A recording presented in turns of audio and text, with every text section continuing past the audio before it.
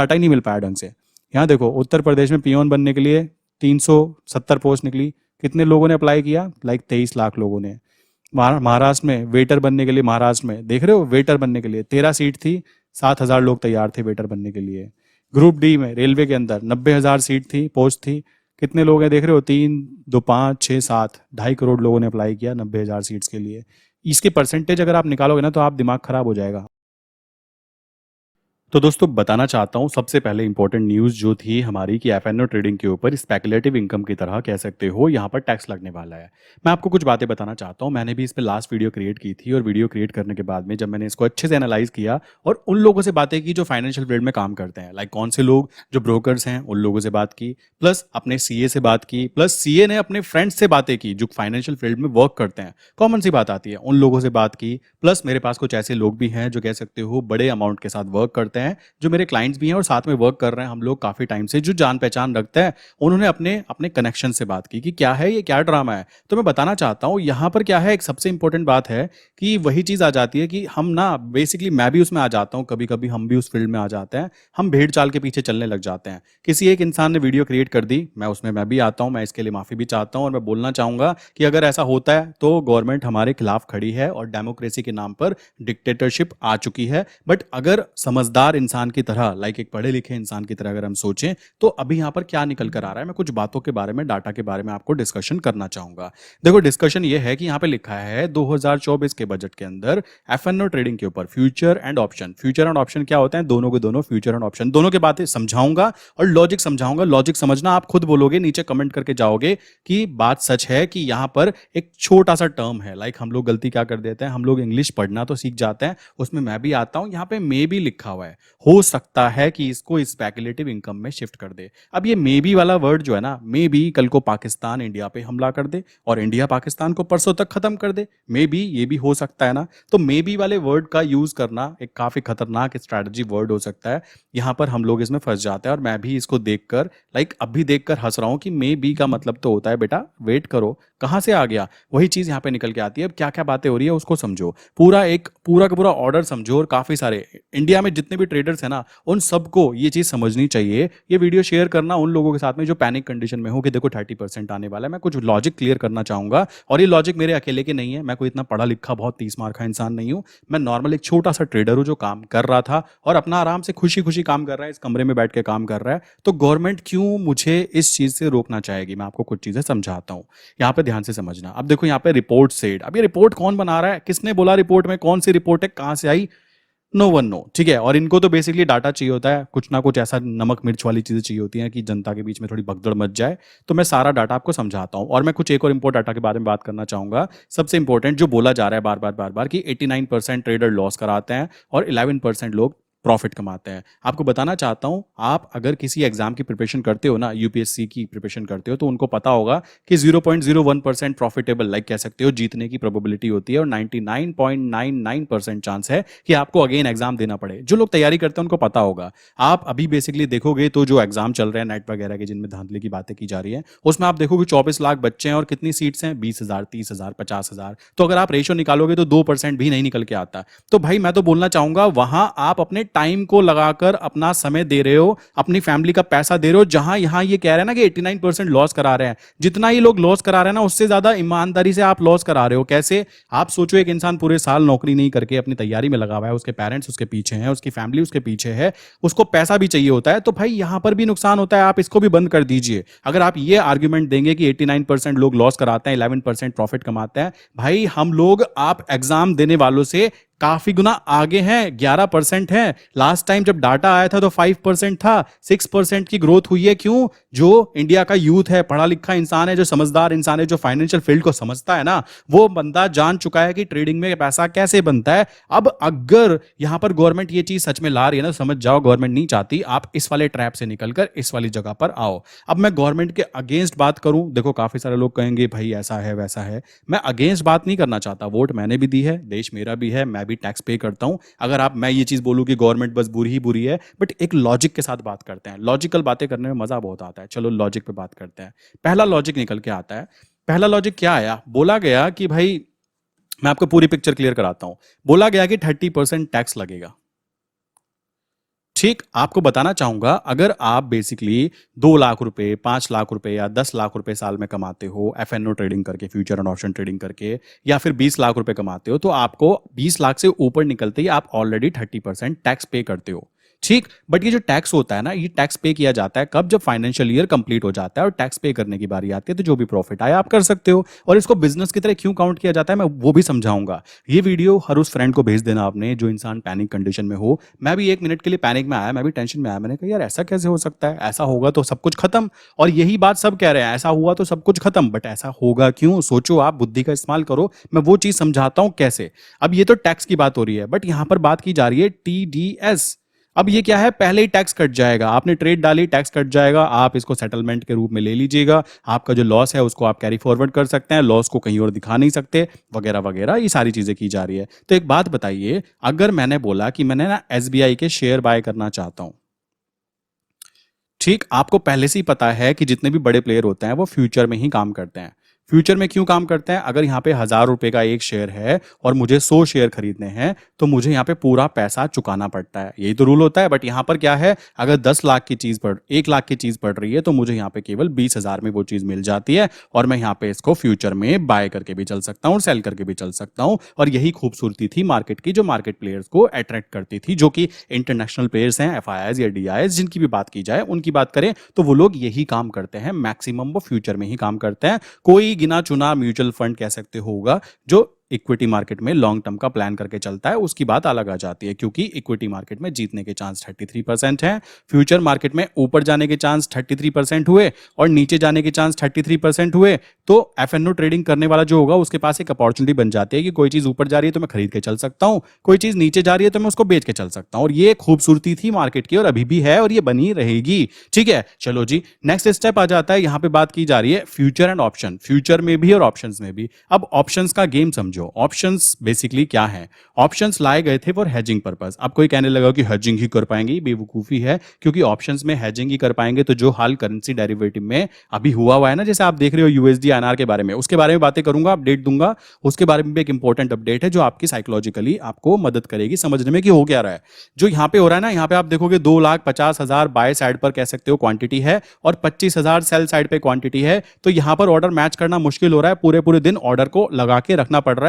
और ये बात एनएसई भी जानती है, सेबी भी जानती है, ब्रोकर भी जानता है, गवर्नमेंट भी जानती है। और गवर्नमेंट का जो इंटेंशन है, मैं समझाऊंगा भी क्या इंटेंशन है, वो पूरा होते ही इसको फिर से चालू करेंगे। ऑप्शंस की बात करते हैं। ऑप्शंस में क्या होता है? ऑप्शंस दुनिया में एक ऐसी जगह है जहां से बैंक पैसा कमाते हैं, म्यूचुअल फंड भी पैसा कमाते हैं, और जो मैं आपको बताऊं 89% लोग हैं ना जो नुकसान करा रहे हैं, लॉस करा रहे हैं, और जो 11% लोग पैसा कमा रहे हैं, जो प्रॉफिट में है मेरे भाई, वो लोगों में से बात करें तो इन 11% में से अप्रोक्स कह सकते हो 9% लोग वो हैं जो लोग ऑप्शन सेलिंग करते हैं, जो लोग प्रॉपरली मंथली बेसिस पे ऑप्शन सेलिंग करते हैं। इसी कारण वो अपने प्रॉफिट एंड लॉस को इजीली यहाँ पे मैनेज कर पाते हैं। अब काफी लोग कहेंगे ऑप्शन सेलिंग हमको तो कुछ पता ही नहीं है। देखो मैं एक बात बताता हूँ। ऐसा होता है कि मान लीजिए कोई चीज 100 रुपए की है।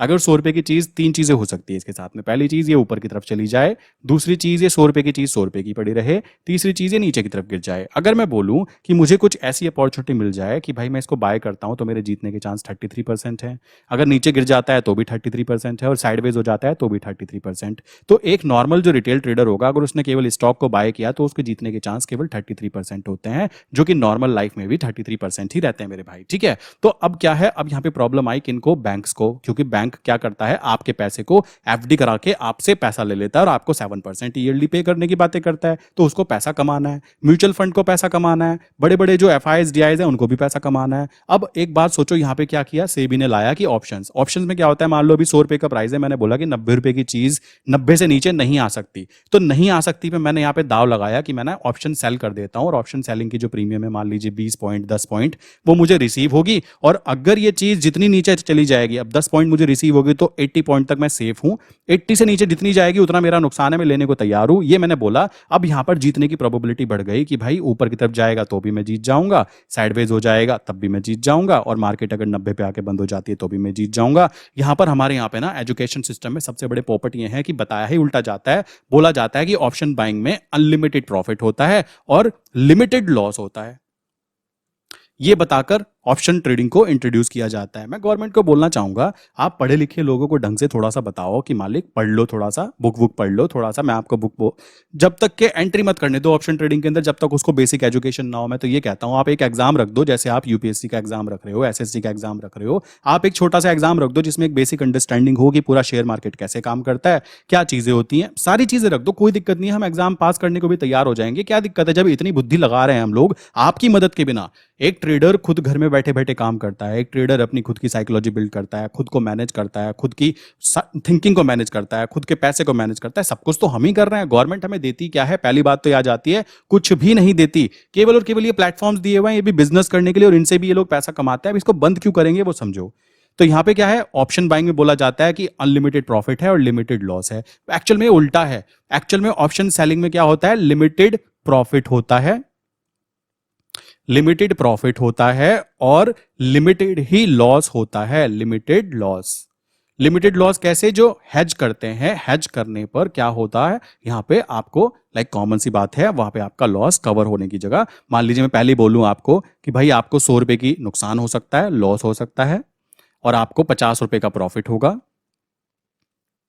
जीतने के चांस 66% हैं, हारने के चांस 33% हैं। आपको कितना पैसा लाना है वो भी आपको पहले ही पता लग चुका है, आपको बेसिकली कितने टाइम वेट करना है वो भी पता लग चुका है। और जिन लोगों को ये वाली इंफॉर्मेशन हो जाती है मेरे भाई, वही लोग उन 11% के अंदर एंटर कर रहे थे। अब अगर गवर्नमेंट इसको रोक देती है ना, तो मैं समझूंगा कि गवर्नमेंट किसी भी को बिजनेस करने के लिए अलाउ करना पसंद ही नहीं करती। गवर्नमेंट चाहती है बेटा तुम नौकर बन के रहो, नौकर बन के तुम मर जाओ। ये रियलिटी है। देखो अगर ऐसा हुआ तो, ऐसा नहीं हो रहा है, क्योंकि मैं भी कभी कभी ना बहुत एक्सट्रीम पे चला जाता हूँ। ऐसा कैसे? न्यूज देखी, एक्सट्रीम पे चले जाते हैं, ये ह्यूमन नेचर है। हमारे बिजनेस को अगर ऐसे करके कोई स्पेकुलेटिव इनकम में डालेगा या जुआरी बोलेगा तो कैसा फील होगा? आप एक बात बताओ, आप एक सड़क पे चलते हुए ऐसे इंसान को जो दारू पी के जुआ का टिकट खरीद के लाता है, एजुकेशन उसको कुछ नहीं है, वो जुआ खेल रहा है, वो बेसिकली कुछ ऐसे फैंटेसी ऐप के ऊपर क्रिकेट का जुआ खेल रहा है जहां पे 10 रुपए लगा के वो करोड़पति बनने की बातें कर रहा है। आप उसके ऊपर टैक्स लगा रहे हो, उसको कह रहे हो चलो जी चलो, ये तो ट्रेडिंग है, गेम ऑफ स्किल्स है। और हम लोग जहां पे हमें पता है कि लॉस कितना होगा, हमें प्रॉफिट कितना होगा, हमारे जीतने के चांस कितने हैं, हमारे हारने के चांस कितने हैं, हमें कितना पैसा लगाना है, कितना टाइम लगने वाला है, ये इतनी कंफर्मेशन होने के बाद भी अगर आप हमें बोलोगे कि हम जुआरी हैं, तो भाई हम तो जुआरी ही सही हैं, क्योंकि हमने रास्ता ढूंढ लिया कि यहां से पैसा बनता है। और शायद आप अब ये चाहते हो कि 89% लोग जो हैं, 11% लोग जो प्रॉफिट वाले हैं और 89% जो लॉस कराते हैं, आप कह रहे हो कि लॉस कराने वाले 1 लाख से 2 लाख तक का लॉस कराते हैं। भाई शेयर मार्केट बिजनेस का मतलब ये होता है कि किसी को नुकसान होगा और किसी को फायदा होगा। आप इसको कैसे काउंट कर सकते हो कि ये मंदिर का भंडारा हो रहा है कि सबको इक्विवेलेंट बांट दो? आप खुद सोचो। जो लोग लॉस भी करा रहे हैं ना भाई, धीमे धीमे जब उनको नॉलेज गेन होती है तभी तो वो उस 11% में आएंगे। और पिछली बार तो ये 5% ही था, अब अगली बार डाटा आएगा तो आपको यहां दिखाई देगा 13% लोग प्रॉफिटेबल है, फिर दिखाई देगा 20% लोग प्रॉफिटेबल है। इस तरह ही तो गेम चलता है ना, मार्केट को ऐसे ही तो चलाया जाएगा। बिजनेस तो इसको ही बोलते हैं। आप अगर बिजनेस मॉडल को ही बंद कर देना चाहोगे तो क्या होगा? इससे ना तो आपको फायदा होगा, प्लस हम जैसे लोग जो अपने बिजनेस को खुद रन करते हैं, हम जैसे लोग जो खुद रिस्क लेते हैं अपने पैसे के ऊपर, हम जैसे लोग जो खुद अपनी स्किल्स को इंप्रूव करने की बातें करते हैं, हम लोग भी आपको रोना चालू कर देंगे, मालिक हमको भी सरकारी नौकरी दे दो,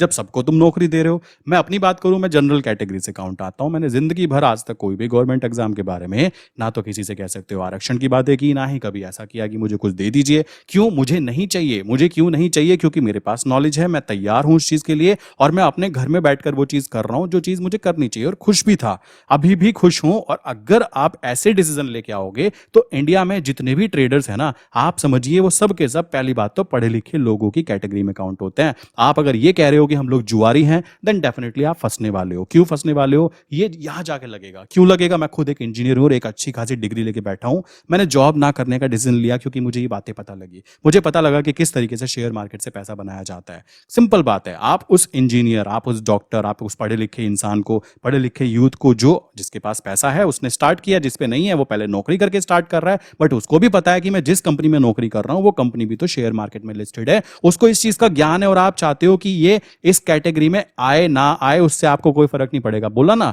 आप यूपीएससी वाले को बंद कर दो ना, यूपीएससी का एग्जाम सबको पता है कि 1000 सीट होती है और 15 लाख लोग अप्लाई करते हैं, सिंपल सी बात आती है। उनको भी आप रोक दीजिए। अगर आपको इतना ही प्यार है कि बेटा तुम 15 लाख लोग अपनी जवानी का इतना बड़ा समय यहां पर क्यों व्यतीत कर रहे हो, क्यों वेस्ट कर रहे हो, आप चुपचाप जाओ और नौकरी करो, नौकर बनो, 20,000 महीने में जाकर चिल मारो, अपना बियर पियो। ये बातें बोल दो ना आप, अगर ऐसी बात आती है तो यहां पर ऐसा कुछ भी काउंट नहीं हुआ। गवर्नमेंट का कहना यह है भाई हमने तो कुछ बोला ही नहीं। अब देखो यहाँ पे पोपट कट सकता है उन आदमियों का, उन लोगों का। मैं अभी आ जाता हूं। अगर गवर्नमेंट बोल दे भाई तुम्हें न्यूज कहां से मिली, न्यूज एजेंसी से। न्यूज एजेंसी ने कहां से मिली, अजी न्यूज एजेंसी को मिली थी, अंदर की खबर थी, वो बता नहीं सकते अपना। कट गया पोपट। तो यहां पर ये चीज समझो कि 89% लोग लॉस करा रहे हैं। मैं एग्री कर रहा हूं 11% लोग प्रॉफिट कमा रहे हैं। लास्ट टाइम तो 5% था, 11% कम नहीं होता। यूपीएससी में इससे कम चांस होते हैं, 0.01% जीतने के चांस होते हैं। और गवर्नमेंट जॉब की बात करूं, अगर आप गवर्नमेंट के पीछे लगे हो ना, बता देना चाहूंगा अगर 100 जॉब्स हैं तो 100 में से केवल 2 ही जॉब गवर्नमेंट्स होती हैं। और गवर्नमेंट जॉब में ही आरक्षण वारक्षण वाला गेम खेला जाता है,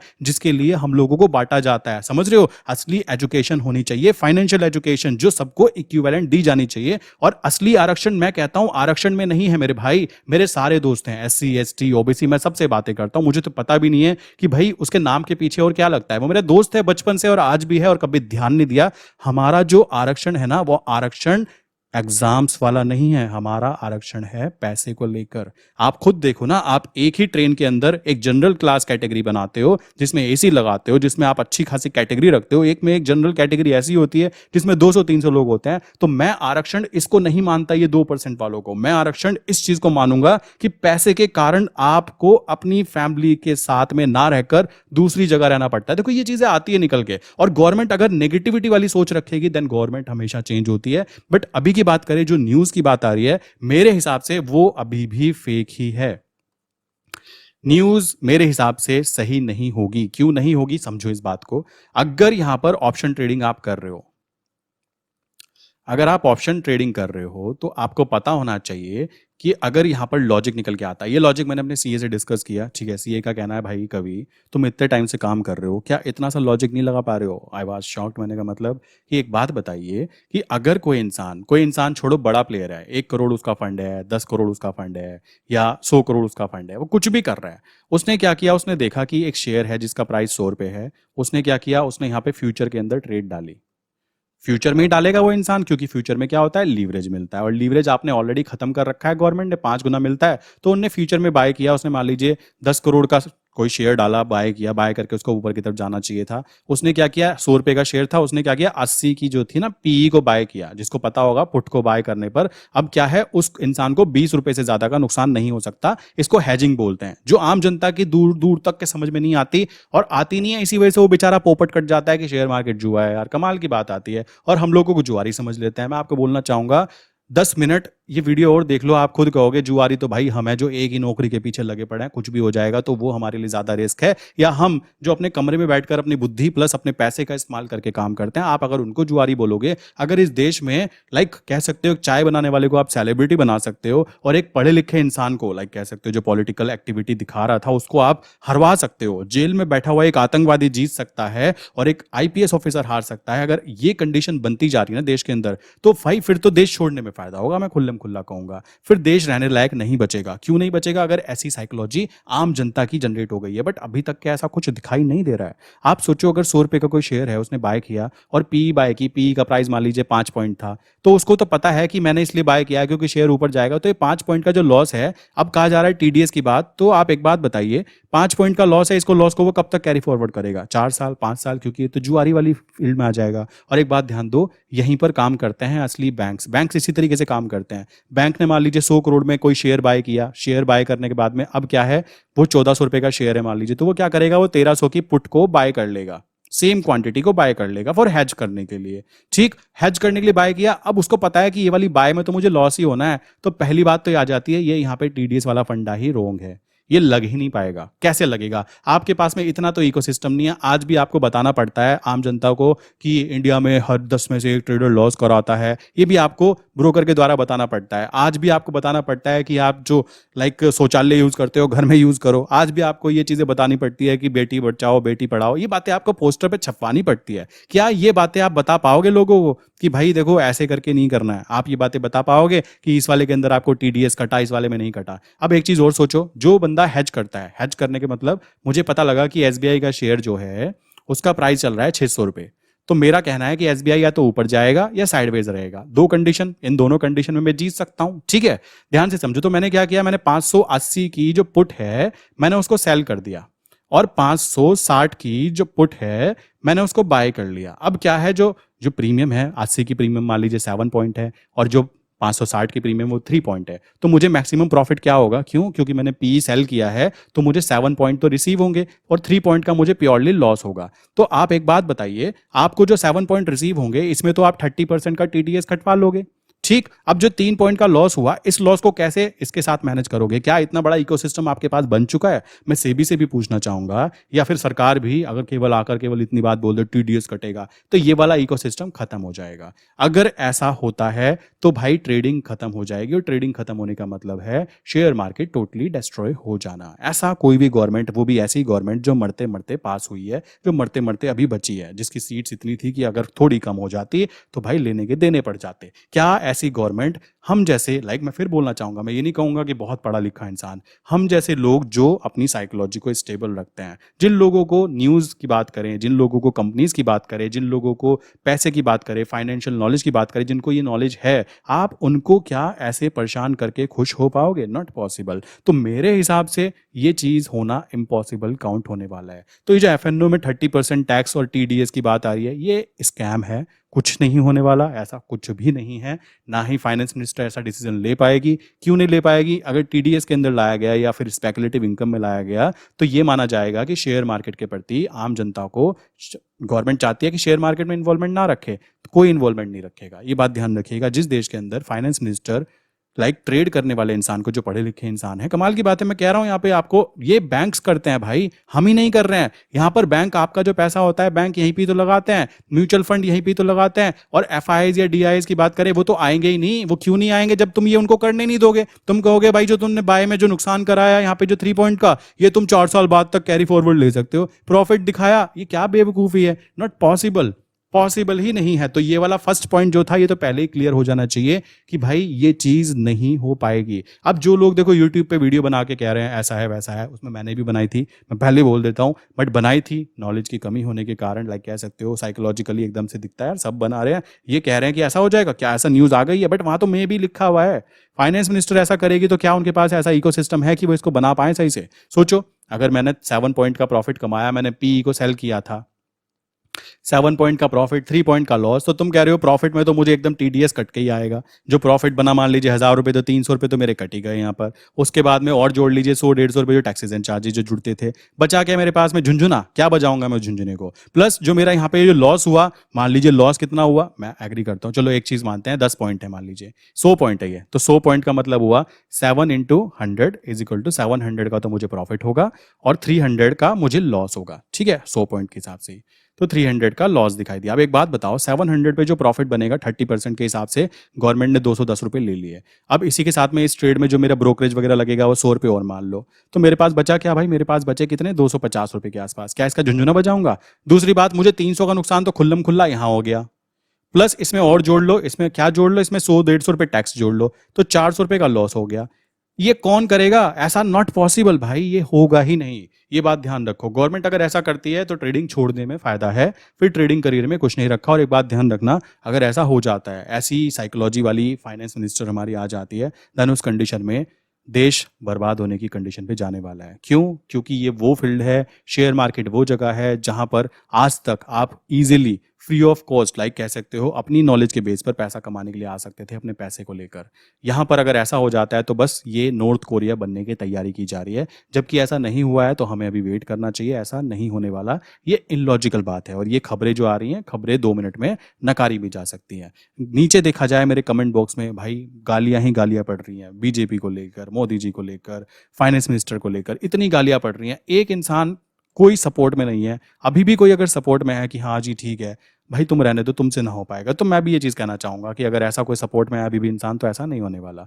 तो ये चीज़, पहली बात तो एफएनओ की बात की जाए, ये बंद हो गई, ये चीज़ नहीं होने वाली है। 30% टैक्स जो है वो ऑलरेडी लग रहा है मेरे भाई। तुम 20 लाख से ऊपर कमाते हो तो 30% पे करते हो। दूसरी बात, एसटीटी की बात की जा रही है, वो हाई फ्रिक्वेंसी ट्रेडर के लिए की जा रही है। इनके लिए तो यही समझना भारी हो जाएगा कि कौन इंसान हाई फ्रिक्वेंसी ट्रेडर है, कौन सा नहीं है। मैं ये भी आपको बता देता हूँ। तो होगा तो उनके लिए होगा, आम जनता के लिए नहीं होने वाला। चलो जी, थर्ड पॉइंट आता है। अब बात आती है हमारे यूएसडीएनआर के बारे में। ये यूएसडीएनआर के बारे में क्या चल रहा है मैं आपको बोलना चाहूंगा। यूएसडीएनआर की बात करें तो यूएसडीएनआर के बारे में बातें ये चल रही थी कि ईटीपी प्लेटफॉर्म क्या हुआ। ईटीपी प्लेटफॉर्म की बात करें तो अभी 29 तारीख को जो नोटिफिकेशन था उसके बाद में अब क्या है, मई खत्म हो गया, 29 मई तक के, जून कंप्लीट होने वाला है, जुलाई के 15 तारीख तक के एटीपी प्लेटफॉर्म्स की न्यूज़ आपको देखने के लिए मिल सकती है। इसके पीछे का कारण क्या है? अब आप कहेंगे एटीपी प्लेटफॉर्म के बारे में बात की जाए तो ये ना आया तो क्या होगा। मैं कहता हूँ कल पाकिस्तान ने हम पे हमला कर दिया तो क्या होगा। मैं कहता हूँ कल भूकंप आ गया, मेरी ये छत नीचे गिर गई तो मैं वीडियो कहाँ बनाऊंगा। मैं कहता हूँ कल को मुझे चक्कर आ गया, मैं बेहोश हो गया, मैं वीडियो नहीं बना पाया तो क्या होगा। तो क्या होगा तो हम कुछ भी कह सकते हैं, वो तो कंडीशन अलग है। बट यूएसडीएनआर की रोक लगाने का जो मेन कारण था वो चुनाव था। आपने देखा होगा विद इन अ डे 50 पैसे नीचे जाना, ऊपर आना, और जनता को रोकने से, जो जनता को रोका गया, 90% जनता रोक दी गई और 10% जनता वहां पे भी काम कर रही है। ये 10% जनता का अलग ही हाल बुरा हो रखा है। क्यों? 2 लाख यहाँ पे कह सकते हो बाय साइड पर क्वांटिटी लगी हुई है, और क्या 20,000 यहाँ पर कह सकते हो सेल साइड पर क्वांटिटी लगी हुई है। इन लोगों को ऑर्डर मैच करना तबाह हो रहा है, भारी हो रहा है इन लोगों को ये चीज़ मैच करना। और ये बात सेबी भी जानती है, ये बात बेसिकली एनएसई भी जानता है, और ये प्रॉब्लम सबको फेस हो भी रही है। तो ये प्रॉब्लम हो रही है, प्लस ब्रोकर भी जानता है। तो ये रुके क्यों है, ये शांत क्यों है, आप खुद सोचो। अभी तक के कोई बोल क्यों नहीं रहा है? बोल इसलिए नहीं रहा है क्योंकि सेबी भी जानता है कि अभी क्या चल रहा है। आरबीआई अपना ईटीपी प्लेटफॉर्म का कॉन्सेप्ट लेकर आ रही है। ईटीपी प्लेटफॉर्म के ऊपर यूएसडीएनआर को वापस एक्टिवेट कर दिया जाएगा, तो उसके बाद में जो यूएसडीएनआर होगा वो किसके अंडर रहेगा? आरबीआई के अंडर। अभी की बात करें तो अभी क्या है, आरबीआई के अंडर तो है ही है, प्लस यहां पर ये सेबी के अंडर भी है। तो इस तरीके से काम किया जा रहा है। तो ये बात ध्यान दीजिए, इस वजह से सेबी कुछ भी नहीं बातें कर रही। वॉल्यूम गिर गई, कोई बात नहीं, गिर गई, कुछ टाइम गिरे रहने दो, क्योंकि आरबीआई अपने ईटीपी प्लेटफॉर्म लाएगी।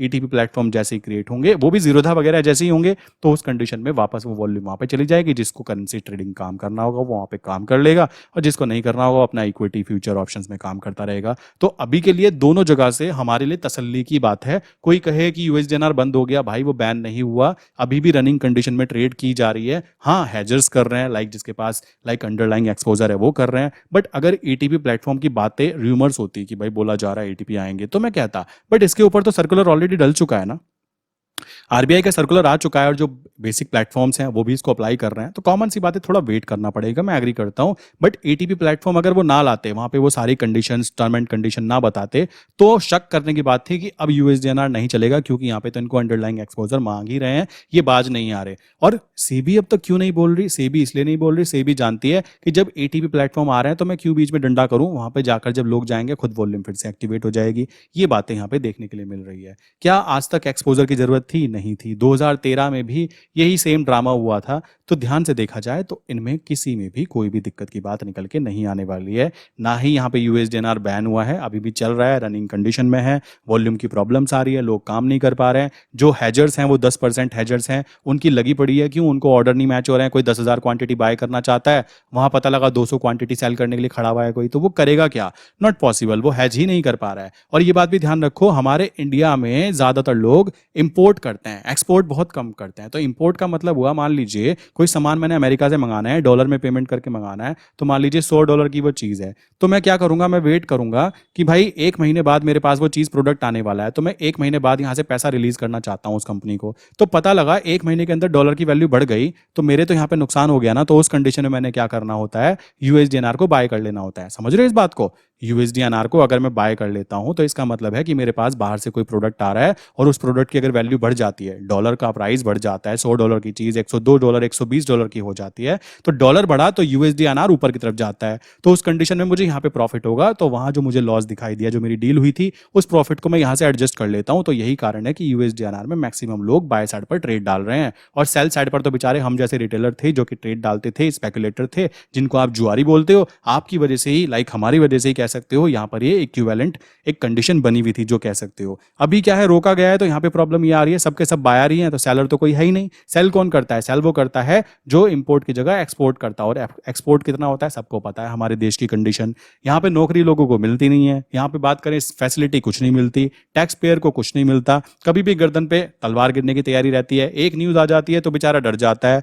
इसी कारण लोग दुबई शिफ्ट हो रहे हैं, इसी कारण लोग दूसरी कंट्री शिफ्ट हो रहे हैं। दुबई में क्या है मैं बताना चाहूंगा। दुबई में जाने का मेन कारण लोगों को क्या होता है, उनका कहना है भाई दुबई में चलो कंपनी वो क्या कहते हैं, अगर वो काम करते हैं उनको रूल बता दिया गया बेटा ये रूल है, और वो रूल आज से नहीं है, वो ऐसे ही बने रहने वाले हैं, क्योंकि वहां सरकार बार बार चेंज नहीं होती। ठीक, हमारे फाइनेंस मिनिस्टर को सुबह सुबह उठते ही, नींद में से उठते ही खबर आती है चलो कुछ अच्छा करते हैं, आज तूफानी करते हैं, तो उस कंडीशन में उन वाले फाइनेंस मिनिस्टर को ऐसा कुछ नहीं होता। देखो मैं फिर भी बोलना चाहूंगा, अभी भी मैं कोई इंसल्ट नहीं करना चाहूंगा, फाइनेंस मिनिस्टर है, अगर अभी भी लाइक चाहे वो हमारे लिए अच्छा सोच रहे हैं, हम समझ नहीं पा रहे हैं कैसे। अगर बात करें यूएसडी एनआर की, आपको बताना चाहूंगा अभी 2 दिन पहले भी फॉरेक्स ट्रेडिंग, जो इनलीगल फॉरेक्स ट्रेडिंग होती है, उसके ऊपर इलेक्ट्रिक जो ईडी होती है उसने छापे मारे और 62 लाख रुपए जब्त किए। ये 62 लाख किसके थे? आम जनता के, आपके और हमारे जैसे के। तो ये बात गवर्नमेंट भी समझ रही है कि लोग यहाँ की बजाय इनलीगल पे जा रहे हैं, हम उनको रोक नहीं पा रहे हैं, तो रोकने के लिए क्या एटीपी प्लेटफॉर्म लाना था। कब लाएंगे? जल्दी से जल्दी लाने की तैयारी करेंगे, क्योंकि लोग यहाँ जाएंगे, रुकेंगे नहीं। मेरे पास में ही 5 से 6 लोग हैं जिनको मैं जानता हूँ, मेरे साथ में ही जुड़े हुए थे, लाइक यहाँ पे चैनल के ऊपर ही, दुबई जाने की फुल्ली प्लानिंग बना चुके हैं, पूरी प्लानिंग बना चुके हैं दुबई जाने की। क्यों जाने की? इंडिया में उनको सेफ ही फील नहीं हो रहा है। अगर एक पढ़े लिखे आदमी को आप इंडिया में सेफ फील नहीं कराओगे, देन डेफिनेटली यहाँ से निकल जाएगा, वो यहाँ टिकेगा ही नहीं। इसमें ये ट्रेडर्स की बात हो रही है। जो लोग ट्रेडर को जुआरी बोलते हैं ना मेरे भाई, मैं आपको बोलना चाहूंगा, जो भी वीडियो यहाँ तक देख रहा है, अगर आप ट्रेडिंग कर रहे हो तो आप जुआरी कैसे हुए? ट्रेडिंग एक प्योर बिजनेस है, प्रोफेशनल। आप घर के बाहर जाके सब्जी मंडी में सब्जी खरीद के शाम तक सब्जी बेच के अगर आप उसको एम्प्लॉयमेंट बोलते हो, तो मैं उसको एम्प्लॉयमेंट नहीं बोलता। ठीक है, हम भी यहाँ पे कंपनी के शेयर खरीदते हैं और कंपनी के शेयर में प्रॉफिट होता है तो प्रॉफिट लेके निकलते हैं, क्योंकि हमने रिस्क भी लिया था, हमने अपने पैसे का रिस्क लिया है। आप अपनी जान का रिस्क ले रहे हो, सुबह सुबह ऑफिस जाते हो भाई। अगर ऐसा इंसान, ऐसी साइकोलॉजी वाला इंसान जुआ बोलेगा, और अगर हमारे फाइनेंस मिनिस्टर भी हमें जुआरी घोषित कर देंगे, देन डेफिनेटली भाई यहाँ पे कोई नहीं रहने वाला। ये बात ध्यान रखना। रही ट्रेडर की, ट्रेडर यहाँ से निकलेंगे, यहाँ ट्रेडर नहीं रहेंगे। ये बात ध्यान रखो। जिस देश के अंदर ट्रेडिंग को जुआ बोला जा रहा हो, और ट्रेडर जो हर ट्रेड के अंदर सरकार को पैसा चुकाता है, वो ट्रेडर जो हर ट्रेड को डालने से पहले अपनी साइकोलॉजी को स्टेबल करता है, और आप ये कहानी लुढ़काते हो 89% लॉस कराते हैं। अरे भाई 11% प्रॉफिट कमाते हैं, ये बताओ, ये भी तो बताओ ना। और ये भी तो बताओ ना कि यूपीएससी के अंदर 99.9% लोग हार जाते हैं और 0.01% लोग सक्सेसफुल हो पाते हैं। उसको भी रोक दो, तुम्हारे अंदर दम है तो। बट तुम इसलिए नहीं रोक पाओगे। क्यों नहीं रोक पाओगे? क्योंकि वहां पे आपने लोगों की इमोशन कनेक्ट कर रखा है कि बेटा 1% में आना है, किस्मत बदल जाएगी। समझ रहे हो? ये चीज है, ये साइकोलॉजिकल गेम है। यहां पर क्या है, 11% में आप नहीं आना चाहते, यहाँ 1% में तो आना चाहते हैं। मैं अग्री करता हूँ, 11% में आना मुश्किल काम है, मुझे भी टाइम लग गया यार, कॉमन सी बात है। मैं खुद फॉरेक्स मार्केट में काम कर रहा हूँ इतने टाइम से, स्टार्टिंग में सबको चढ़ावा चढ़ता है, मुझे भी चढ़ा। अब जाके कह सकते हो प्रॉफिटेबल बनकर हम इस कैटेगरी में एंटर कर रहे हैं। अगर इस कैटेगरी में आने के बाद में ऐसी खबरें आएंगी कि यूएसडीएनआर बंद कर दिया, बंद नहीं हुआ, मैं फिर बोलना चाहूंगा। इट एटीपी प्लेटफॉर्म की बातें हो रही हैं, एटीपी प्लेटफॉर्म बातें नहीं हो रही हैं, और आरबीआई ने इसको सर्कुलर को अपनी वेबसाइट पे डाला भी है कि आरबीआई चाहती है कि ऐसे ऐसे प्लेटफॉर्म बने। तो वेट कर लेते हैं, क्योंकि इनको भी तो नुकसान दिखाई दे रहा है ना, गवर्नमेंट को दिख रहा है इनलीगल में जा रहे हैं। रही एफएनओ की बातें, एफएनओ के ऊपर टैक्स की बातें, तो ये टोटली रॉन्ग न्यूज़ है। इसका कुछ नहीं होगा। क्यों कुछ नहीं होगा? रीजन बड़ा सिंपल, मैंने आपको बता दिया कि कोई भी इंसान होगा जो हैज करने वाला होगा, और हम तो कुछ भी हैज नहीं करते, हम तो 2-4 लॉट से करते हैं। जो बड़े प्लेयर्स हैं उनका वो तो काम ही ये करते हैं, उनका तो काम ही है कि वो पीई को बेच रहे हैं, पीई को खरीद रहे हैं, सी को बेच रहे हैं, सी को खरीद रहे हैं। तो जिसमें वो बेच रहे हैं, सेल कर रहे हैं, उसमें तो आपको ऑप्शन सेलिंग में प्रॉफिट हो गया, और जिसमें आपने बाय किया उसमें आपको लॉस होगा। अब आप कह रहे हो इस लॉस को 4 साल तक कवर करो, क्या बेवकूफ़ी है? Not possible. अब बेवकूफ़ी हम अभी इसको कह रहे हैं, क्यों कह रहे हैं? क्योंकि हमने केवल न्यूज़ सुन ली, जबकि फाइनेंस मिनिस्टर ऐसी चीज़ सोच रही है, मुझे नहीं लग रहा होगा। अगर इतनी पढ़ी लिखी इंसान, इतने सारे लोग वहाँ पे बैठे हैं उनके साथ में, फाइनेंशियली डिसीजन लेने के लिए इतने सारे ऑफिसर्स बैठे हैं, तो मुझे फिर उनकी एजुकेशन पे शक होगा। अगर वो शेयर मार्केट को जुआ बोलेंगे, या फिर कह सकते हो ट्रेडर को जुआ बोलेंगे, देन डेफिनेटली मुझे उनकी मंशा पर कि वो शेयर मार्केट में लोगों को आने नहीं देना चाहते। ठीक है, वो नहीं चाहते कि कोई भी इंसान जॉब छोड़कर शेयर मार्केट की तरफ जाए, तो इसलिए उसको जुआ जुआ जुआ जुआ करने लग जाओ। आम जनता बेचारी होती पोपट है, फिर उसका पोपट कट जाता है, वो बेचारी कहेगी चलो नौकरी कर लेते हैं, जुआ है ये तो। जबकि ये जुआ नहीं है। मैं फिर बोलना चाहूंगा, यहाँ पर हम लोगों को सालों लग जाते हैं भाई, काम करते करते, प्रैक्टिस करते करते। थोड़ा दुख होता है, बट उस दुख को हम इसलिए मैनेज कर लेते हैं क्योंकि वी नो कि असली जो काम है वो ये है। ठीक है, असली काम है, पैसा आ रहा है, पैसा आना चाहिए। अगर हम शेयर मार्केट में काम कर रहे हैं, पैसा कमा रहे हैं, हम खुश हैं, हमें कोई दिक्कत नहीं। आप हमें जुआरी बोलना चाहते हो, मैं तो अपनी टी शर्ट पे भी लिखवा लूंगा जुआरी, मुझे कोई दिक्कत की बात नहीं है। मैं उस बंदे से तो अच्छा हूं ना जो 10-20 हज़ार रुपए के लिए सुबह निकलता है और शाम को आता है और अपने आप को एम्प्लॉय बोलता है। भाई आप गुलाम हो एक्चुअल में, आप ध्यान से देखो, आप गुलाम हो। सरकार ने एम्प्लॉय अच्छे अच्छे वर्ड यूज कर दिए, ये सोचकर खुश मत होइए। आप एक्चुअल में अपने समय को सेल कर रहे हो। आपने कभी अपने पैसे से पैसे कमाने की बातें सोची ही नहीं है। जो इंसान, मैं देखो बुरा मत मानना, मैं फिर बोलना चाहूँगा, जो इंसान पैसे से पैसे कमाने की बातें नहीं सोच रहा है, उसको सोचने की हिम्मत आई तो गवर्नमेंट उसको रोक रही है, तो समझ जाओ गवर्नमेंट में तानाशाही आ चुकी है और इसी को ही एक्चुअल में तानाशाही कहा जाएगा। जब आप फाइनेंशियली ग्रो करने के रास्ते सर्च करना बंद कर दोगे, फाइनेंशियली ग्रो करने की कोशिश भी करोगे तो आप ग्रो नहीं कर पाओगे, तो वही तो तानाशाही काउंट होगी। और अभी की कंडीशन देखते हुए मुझे नहीं लग रहा एफएनओ ट्रेडिंग की बात करें उसके ऊपर टैक्स लगेगा, ये एक गलत न्यूज़ है, ऐसा नहीं हो सकता। ठीक है, और टीडीएस की बात करें वो तो लग ही नहीं सकता। टीडीएस की तो पॉसिबिलिटी ना के बराबर समझो, ये नहीं हो सकता। आप कहो फ्यूचर में ट्रेड बाय प्रॉफिट का, बाय ट्रेड डाली प्रॉफिट हुआ, टीडीएस कट गया 300 रुपये 400 रुपये 1000 रुपये कमाते ही। आप ऑप्शंस की बात करोगे, ऑप्शंस में लॉस हुआ तो वो लॉस आप 3 साल तक 4 साल तक लेके घूमोगे, ये बच्चों वाली बात है, ये नहीं जाने वाला, ये नॉट पॉसिबल। हो ऐसा होता है तो तानाशाही आ गई, समझ जाओ ट्रेडिंग करना बंद कर दो, फिर यही चीज होने वाली है। ठीक है, दूसरी चीज यूएसडीएनआर की बात करें, काफी लोग कहते हैं यूएसडीएनआर यूएसडीएनआर, भाई वेट करो भाई, ट्रेडर हो आप लोग, सिंपल सी बात है। एटीपी प्लेटफॉर्म के बारे में बात डल चुकी है, वेबसाइट पे डल चुकी है, आरबीआई की ऑफिशियल वेबसाइट पे डल चुकी है। जिस दिन एटीपी प्लेटफॉर्म लॉन्च हो जाएंगे आपको खबर आ जाएगी, आप भी उसके अंदर जाकर रजिस्टर्ड कर लेना। बाकी रही ब्रोकर की, ब्रोकर अपनी बातें क्यों बताएंगे, सोचो Zerodha, LS blue, up stock, कौन सा ब्रोकर कैसा एटीपी बना रहा है, क्या प्रपोजल दे रहा है, क्या चीजें कर रहा है, ऐसा तो नहीं होगा ना कि मतलब सारी बातें खुल्लम खुल्ला बता दे। कंपटीशन वाली चीज है, जो सबसे पहले एटीपी प्लेटफॉर्म को लॉन्च करेगा, मैक्सिमम जो यूएसडीएनआर के लोग होंगे वहां पे शिफ्ट होंगे, उसमें मैं भी आता हूं, तो ये तरीका होने वाला है। ठीक है, और गवर्नमेंट ऐसी चीजें बंद नहीं करेगी जहां से उसको पैसा आता है। आप देखो ना 80% 90% जनता को रोका, तो वो जनता कहाँ काम कर रही है अब, इंटरनेशनल फॉरेक्स मार्केट में। लीगल इनलीगल वे छोड़ो उनको, क्योंकि पैसा आना चाहिए, पैसा जरूरी है। अगर आपको मैं बोलूँ पैसा नहीं होगा तो आप इनलीगल काम करने के लिए तैयार हो जाओगे। देश में जो गुंडागर्दी होती है, जो गैर कानूनी काम होता है, इलीगल एक्टिविटी होती है, वो तब बढ़ती है जब देश में प्रॉपर वर्क करने के लिए सहूलियत ना दी जाए। सिंपल सी बात है। तो ये चीज आप भी समझते हो और मैं भी समझता हूँ, और मैं आशा करता हूँ कि हमारी गवर्नमेंट भी इसको बहुत अच्छे से समझेगी। यही रीजन होता है, पढ़े लिखे लोगों के साथ आप पंगा लोगे ना तो पंगा होने वाला है। आप अगर हमें जुआरी बोल रहे हो, आप बेसिकली फैंटेसी ऐप पे खेलने वाले छोटे छोटे बच्चे जो 10वीं 12वीं क्लास के बच्चे हैं, उनको आप प्रोफेशनल बोल रहे हो कि जो इंसान 10 रुपए लगाकर कोशिश कर रहा है कल को 1 करोड़ का मैं प्राइज जीत जाऊं, अगर आप उसको गेम ऑफ स्किल्स बोल रहे हो और ट्रेडिंग को आप जुआ बोल रहे हो ना, तो सर आप बहुत बड़ी गलती कर रहे हो, ये बात ध्यान रखना। और पंगा आप पता है किससे ले रहे हो, उन लोगों से पंगा ले रहे हो जो पढ़े लिखे लोग होते हैं। यहाँ पे ट्रेडिंग की बात करें ना, डॉक्टर, इंजीनियर, पढ़े लिखे लोग अच्छे खासे, कोई छोटी मोटी वो नहीं होते लोग, अपनी जॉब छोड़ छोड़ के ट्रेडिंग करियर बनाया उन्होंने। ठीक है, आप उनसे पंगा लेने की कोशिश कर रहे हो, वो पंगा आपको भारी पड़ सकता है अगर ऐसी चीजें होती हैं कि यूएसडीएनआर भी नहीं आता, एफएनओ पे 30% लगा दिया जाता है, वो भी टैक्स नहीं, वहां पे टीडीएस।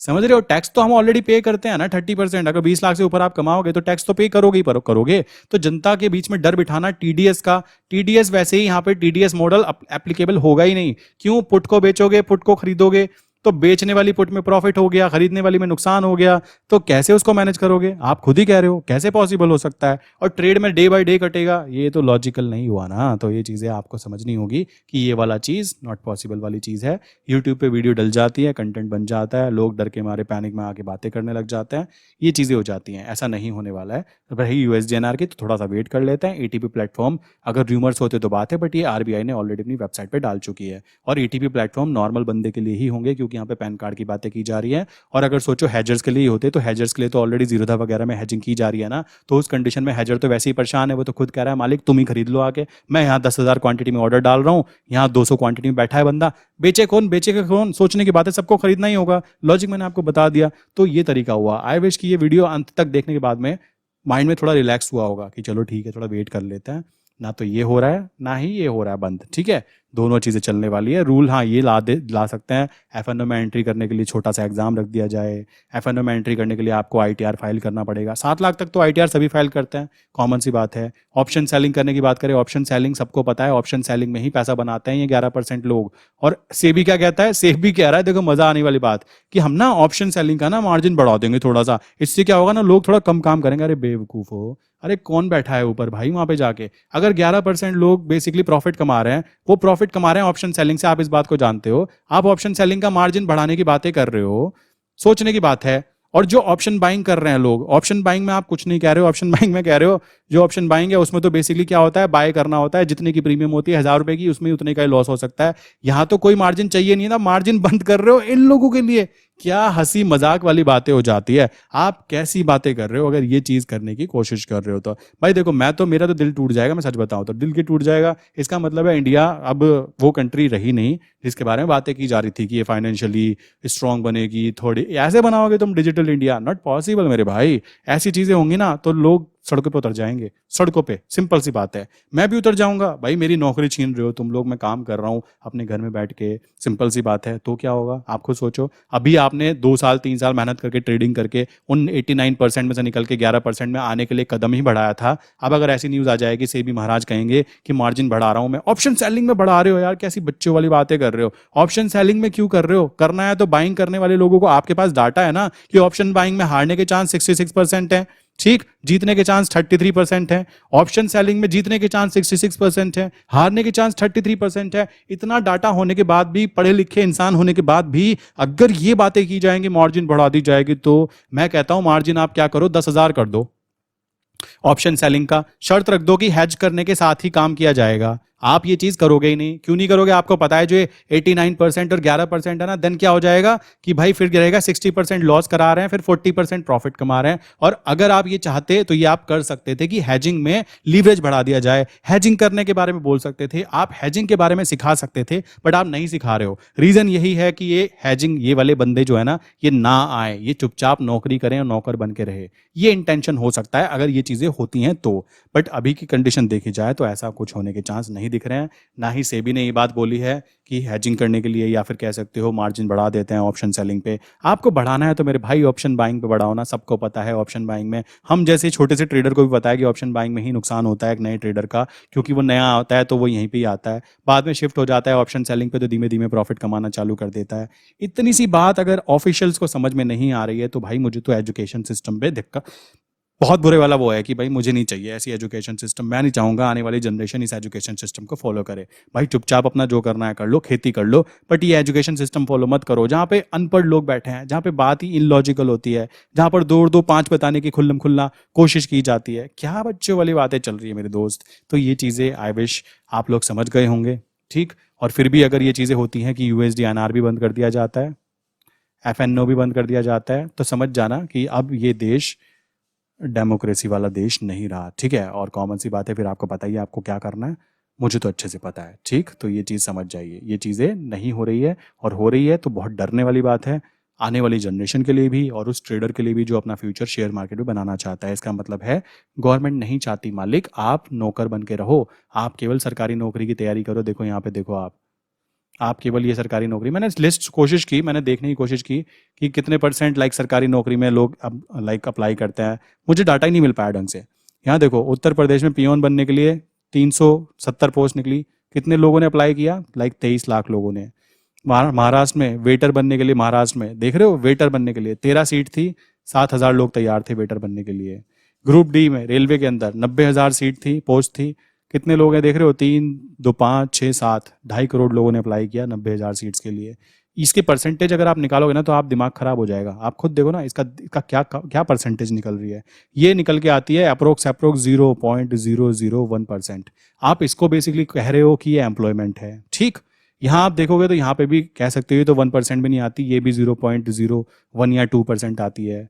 इसकी बात करें 23 लाख और ये, तो ये भी 0.0001% में जाती है। अगर आम आदमी इसको एम्प्लॉयमेंट बोलता है, देखो मैं फिर बोलना चाहूंगा, आम आदमी को बुरा लग सकता है, लग जाए, बिकॉज आई डोंट केयर कि ये सच्चाई सुनने में अगर दुख हो रहा है ना तो आप सच्चाई सुनने लायक नहीं हो। आप इस डाटा को देखकर इतनी सी बात बोल दो कि ये एम्प्लॉयमेंट है आपके लिए, ठीक। और जहां पर 89% लोग नहीं कर पा रहे, 11% लोग कर पा रहे हैं, जहां पे विनिंग रेशियो 11% है और लॉस करने के चांस कितने हैं? इतने परसेंट है। और यहां हम केवल अपना पैसा लॉस कर रहे हैं, यहां ये अपनी जिंदगी को लॉस कर रहे हैं, ध्यान दो। और उसके साथ में पैसा भी लॉस कर रहे हैं। यहां क्या होगा? पैसा खत्म हो गया, कोई बात नहीं, रुक जाओ, यही तो होगा। यहां क्या होगा? पैसा और टाइम खत्म हो गया तो सब कुछ खत्म हो गया, सिंपल सी बात है। आपके पास ना स्किल्स बचेगी, क्या स्किल बचेगी? वेटर बनने की कोई स्किल काउंट होती है क्या? यहाँ पे कोई पियोन बनने की स्किल काउंट होगी क्या जो आपको जिंदगी भर साथ देगी? ट्रेडर की बात करें तो आप 1 साल लगाओगे, 2 साल लगाओगे, 3 साल लगाओगे, ट्रेडर बनने के चांसेस 11% निकलते हैं यार। वो चीज ज्यादा है आपके लिए या फिर ये चीज ज्यादा है? मैं आपके ऊपर छोड़ देता हूं। अब आप बता सकते हो कि ये जुआ है या नहीं है, मैं इससे ज्यादा जवाब नहीं देना चाहता, ठीक है। सो आई विश यहाँ तक की बातें क्लियर हो गई होंगी। मिलते हैं नेक्स्ट इंपॉर्टेंट वीडियो में। फाइनल यही है कि एफएनओ में कोई ऐसा रूल नहीं आने वाला है, रूमर से ऐसा होना पॉसिबल ही नहीं है। ऐसा कोई इकोसिस्टम बना है ही नहीं है अभी तक के सेबी ने भी कि वो किस तरीके से उन पोजीशंस को हेज कर पाएंगे। तो वो पोजीशंस है ही नहीं ऐसी हेज करने के लिए, तो फाइनेंस मिनिस्टर बोल भी देगा तो कुछ होने वाला भी नहीं है। कैसे उसको एप्लीकेबल कैसे करेंगे, नॉट पॉसिबल। यूएसडीएनआर की बात करें, एटीपी प्लेटफॉर्म का वेट कीजिए, वो भी चलने वाला है, बंद नहीं हुआ है, अभी रोक लगाई गई है और चलाने में देर नहीं लगाएंगे क्योंकि उनको पैसा चाहिए, गवर्नमेंट को पैसा चाहिए, उनको 1 रुपया नहीं छोड़ते भाई। रेलवे स्टेशन पे वाटर एटीएम के नाम पर 3 रुपए लीटर पानी बेचा जा रहा है गवर्नमेंट की तरफ से। आप सोच सकते हो ना कि एक पानी को भी वहां पे 3 रुपए लीटर का एक बिजनेस क्रिएट कर देने हैं, तो यहां पर किस तरीके से इसको रोक देंगे, इतने बड़े इकोसिस्टम को, पूरे शेयर मार्केट को कैसे तबाह कर देंगे। शेयर मार्केट में वो लोग काम कर रहे हैं जो अपनी इच्छा से काम करते हैं, जो किसी से जॉब नहीं मांगते, भीख नहीं मांगते, मुझे कुछ राशन दे दो, मुझे खाना दे दो, वो लोग काम कर रहे हैं। तो वो लोग भी सरकार के पीछे पड़ जाएंगे, बेटा मुझे भी नौकरी दे, और मुझे वेटर वेटर की नौकरी नहीं चाहिए, मुझे तो सीधा आईपीएस आईएएस बनाओ। क्या होगा, यही मांगेंगे ना, फिर तो डिमांड तो फिर ऊपर की जाएगी ना। जब वो आदमी अपनी मर्जी से काम कर रहा है, आप उसको आगे छेड़ करोगे तो क्या होगा, वो छेड़ करोगे तो वो भी छेड़ेगा, वही चीज होने वाली है। हो सकता है कुछ ऐसे भी निकल जाए, क्योंकि फिर क्या होगा, क्रांति पे उतरेंगे लोग। क्या होगा, जब आप उनको जीने नहीं दे रहे हो, वो कहेंगे बेटा तुम्हें पहले तेरी कुर्सी छीनते हैं, तूने मेरी छीनी, अब हम तेरी छीनते हैं। तो ये चीज होगी, कॉमन सी बात आ जाती है। तो आई विश यहाँ तक की बात क्लियर कर दी होगी। काफी बड़ी वीडियो बन गई, बट कॉन्सेप्ट अच्छे से समझ में आ गया होगा दोस्तों। तो मिलते हैं नेक्स्ट इंपॉर्टेंट वीडियो के अंदर। जितनी बातें थी मैंने समझा दी मेरी तरफ से, और मैं तो टेंशन फ्री हूँ, मुझे कोई टेंशन नहीं है। मैं कल से ट्रेड करना चालू करूंगा, कोई प्रॉब्लम नहीं आने वाली है। एफएनओ में ट्रेड करो दबाकर, वेट करो यूएसडीएनआर का, वो भी चलेगा, एटीपी प्लेटफॉर्म आते हैं, और अपना आराम से बिजनेस ऐसे ही चलने वाला है। रही बात टैक्स की, तो 30% टैक्स हम ऑलरेडी देते हैं। 20 लाख से ऊपर अगर आप जाओगे तो 30% आप ऑलरेडी पे करने वाले हो, ये बात ध्यान रखो। जो नॉर्मल टैक्स स्लैब होगा उसके अनुसार ही आपको एफएनओ में भी टैक्स देना पड़ेगा। ये पॉसिबल ही नहीं है किसी के लिए भी, छोटे प्लेयर के लिए भी और बड़े प्लेयर के लिए भी। ठीक है दोस्तों, तो मिलते हैं नेक्स्ट इंपॉर्टेंट वीडियो के अंदर।